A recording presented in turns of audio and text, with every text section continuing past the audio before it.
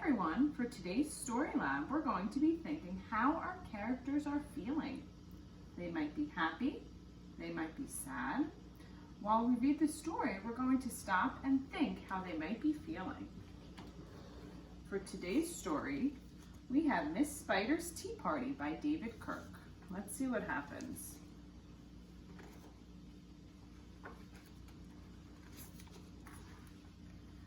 One lonely spider sipped her tea while gazing at the sky. She watched the insects on the leaves and many flying by.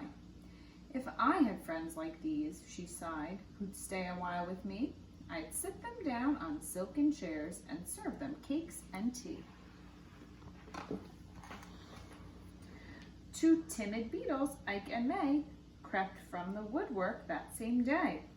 Timid means scared. I think they're scared. But when Miss Spider begged, "Please stay," they shrieked, "Oh no!" and dashed away.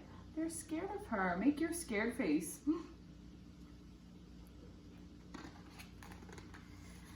Three fireflies flew inside that night, their spirits high, their tails alight. They spied the web and squeaked in fear. "We'd better get away from here." The little trio did not feel they'd care to be a spider's meal.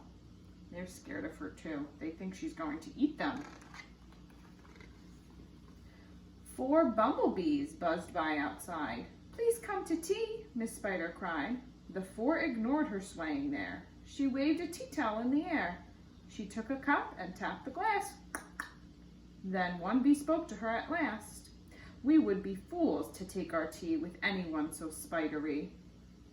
Look at her face. She looks like she's feeling sad. Within the shadows of the room, just peeking from behind a broom, five grinning faces bobbed and peered. Miss Spider smiled. Her heart was cheered. Descending for a closer look, she danced into the gloomy nook, but sadly found those jolly mugs belonged, alas, to rubber bugs. They're not real, they're just toys.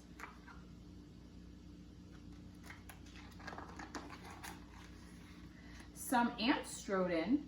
They numbered 6, but ants with spiders will not mix. She brewed them tea from hips of roses. The proud platoon turned up their noses. Oh, poor Miss Spider. A fine bouquet concealed its prize of 7 dainty butterflies. Miss Spider, watching from the wall, was not aware of them at all. She didn't even see the butterflies.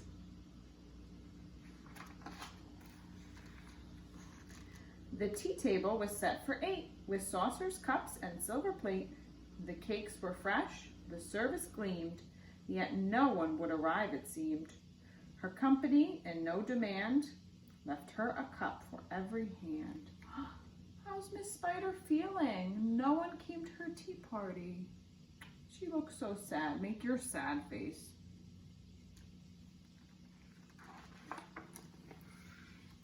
9 spotted moths kept safe and warm in shelter from a thunderstorm. They stood beneath an open sash and watched the jagged lightning flash. Miss Spider dropped down on a thread, a silver tray above her head. She'd hoped to please them, but instead, they flew away in mortal dread. Look how scared they are.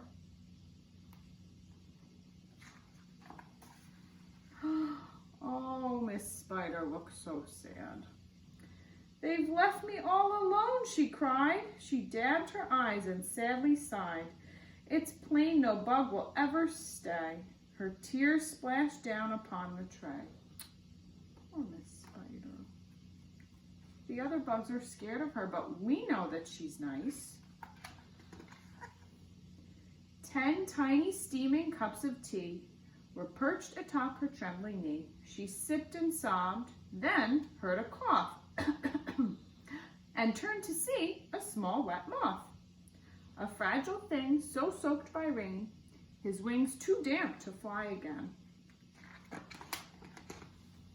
She smiled and took a checkered cloth to cloak the frail and thankful moth. They talked and snacked on tea and pie until his tiny wings were dry. Then lifting him with tender care, she tossed him gently in the air.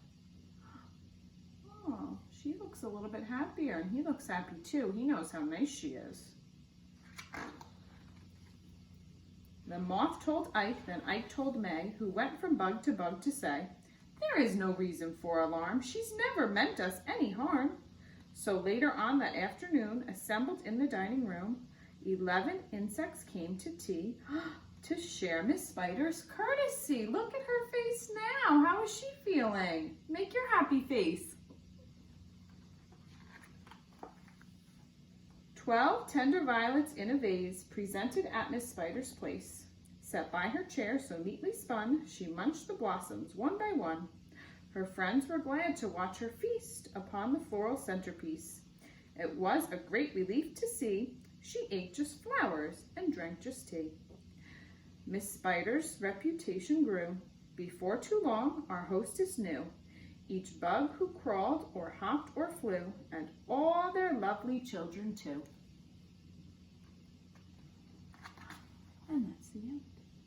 So in this story, all the bugs were scared of Miss Spider and made her so sad. But then by the end, when they came to her tea party, she was happy. Turn and tell someone in your house how Miss Spider felt at the end of the book. I hope you enjoyed the story.